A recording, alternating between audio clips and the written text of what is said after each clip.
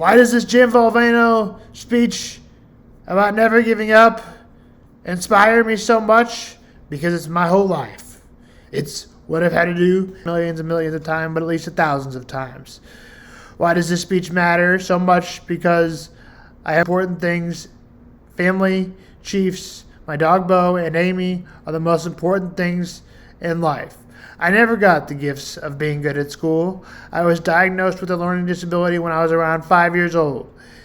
And my mom stepped to the plate, and as she has a lot in my life, found a school for me with learning disability kids or students at Horizon Academy, along with other people that the kids were somehow had the same problem as me or had similar problems as me.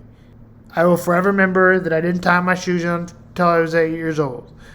I wasn't able to write my name from 8 to 10.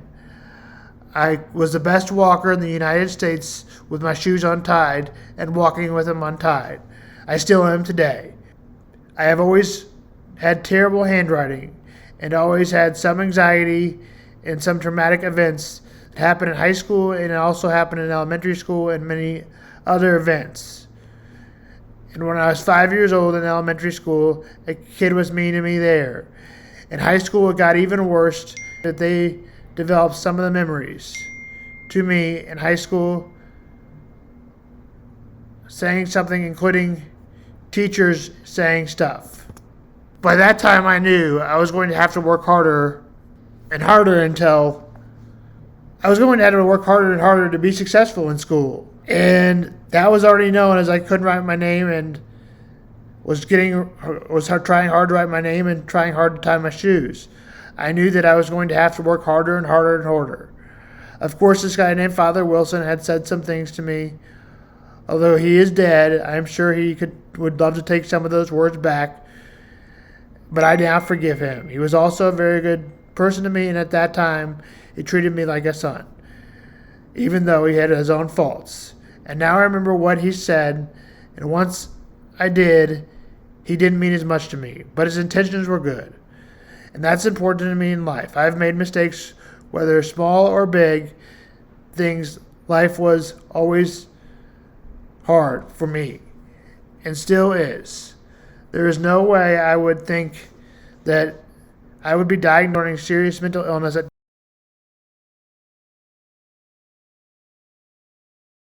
have a psychotic break, and I know I was sick for many years. The thing that I would like to take back, I can't. I was sick.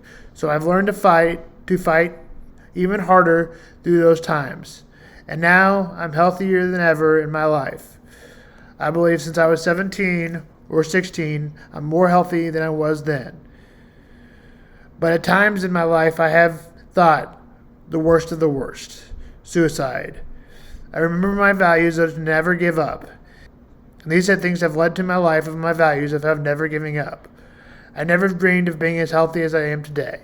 Although I may not achieve what I wanted to when I was little or wanted to when I was in high school or college, that's okay. I worked hard at it, and I'll have to forget not being able to do a 4-year degree because I definitely couldn't do it today.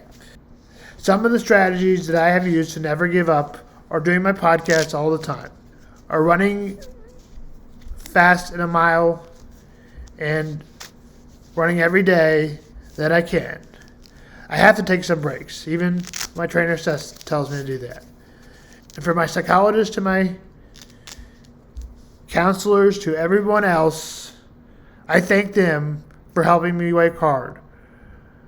It's been a journey, and it will continue to be a journey. And life is not always great. It's often messy. Thank you for everyone for listening. That's Sam Vaughn on Never Giving Up. And that completes the betterment of my story. I told you ways to get better. Run, work hard, never give up, laugh every day, and if you need to, cry. Always let it out. And always bring your full foot or that day of living. This is Sam Vaughn for Sam's Sports Report and Sam's Mental Health Day. Very precious to me. I don't know how much I have left, and I have some things that I would like to say. Hopefully, at the end, I'll have something that will be important to other people too. But I can't help it. Now when I'm fighting cancer, everybody knows that. And people ask me all the time about how you go through your life and how's your day. And nothing has changed for me, as Dick said. I'm a very emotional, passionate man. I can't help it. That's being the son of Rocco and Angelina Valvano. That just comes with the territory, right? We hug, we kiss, we love.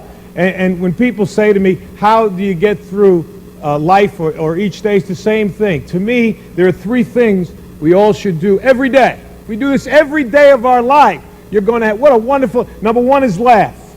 You should laugh every day. Number two is think. You should spend some time in thought. And number three is you should have your emotions moved to tears. Could be happiness or joy. But think about it. If you laugh, you think, and you cry, that's a full day. That's a heck of a day. You do that 7 days a week, you're going to have something special. And so, I can't help. I rode on the plane up today with Mike Krzyzewski, my good friend and a wonderful coach, but people don't realize he's a 10 times better person than he is a coach, and we know he's a great coach. He's meant a lot to me in these last 5 or 6 months of my battle. About what's important in life is to think, to me, of three things: where you started, where you are, and where you're going to be. Those are the three things that I try and do every day. And you know, when I think about getting up and giving a speech, I can't help it. I have to remember the first speech I ever gave. I was coaching at Rutgers University. That was my first job. That's wonderful. And I was the freshman coach. That's when freshmen played on freshman team. And I was so fired up about my first job for a coach to give a talk. So my idol as a coach was Vince Lombardi. And I read this book called Commitment to Excellence by Vince Lombardi. And in the book, Lombardi talked about the first time he spoke before his Green Bay Packer team in a locker room. They were perennial losers. And I'm reading this, and Lombardi said he was thinking, should it be a long talk, a short talk? But he wanted to be emotional. He said, be brief. And this is what he did. Normally you get in the locker room, 25 minutes, a half hour before the team takes the field. You do your little X and O's, and then you give the great Newt Rockne talk. We all do. Speech number 84. You pull them right out. You get ready. Get your squad ready. This is the first one I ever gave. And I read this thing, Lombardi, what he said was he didn't go in. He waited. His team was wondering, where is he? Where is this great coach? He's not there. 10 minutes. He's still not there. 3 minutes before they have to take the field, Lombardi comes in, bangs the door open, and I think you all remember what great presence he had. Right? Great presence. And he walked in, and he just walked back and forth like this, just staring at the players. And he said, all eyes on me. And I'm reading this in this book, and I'm getting a picture of this Lombardi before his first game. And he said, gentlemen, we will be successful this year. You can focus on three things and three things only: your family, your religion, and the Green Bay Packers. And he like that. And the rest of it, they knocked the walls down. The rest was history. I said, that's beautiful. I'm going to do that. Your family, your religion, and Rutgers basketball. That's it. Family, religion, Rutgers basketball. All eyes on me. I got it. And now finally he said, 3 minutes. I said, fine. True story. I go to knock the doors open, just like Lombardi. Boom! It didn't open. I almost broke my arm. I was like, it was when it didn't open. Now I'm down. The players are looking. Coach, help the coach up. Help him up.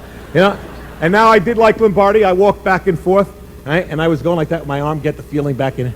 And finally I said, gentlemen, all eyes on me. These kids wanted to play. They're 19. Let's go. I said, gentlemen, we'll be successful this year if you can focus on three things and three things only. They said, yeah. Said your family, your religion, and the Green Bay Packers, I told them. I did that. It's so important to know where you are. And I know where I am right now. How do you go from where you are to where you want to be? And I think you have to have an enthusiasm for life. You have to have a dream, a goal. You have to be willing to work for it.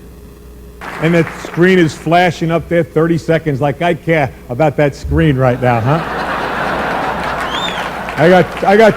I got tumors all over my body. I'm worried about some guy in the back going 30 seconds, huh? You got a lot. Hey, panabla, buddy. You got a lot. Don't ever give up. And that's what I'm going to try to do. Every minute that I have left, I will thank God for the day and the moment I have. And if you see me, smile and maybe give me a hug, because that's important to me too.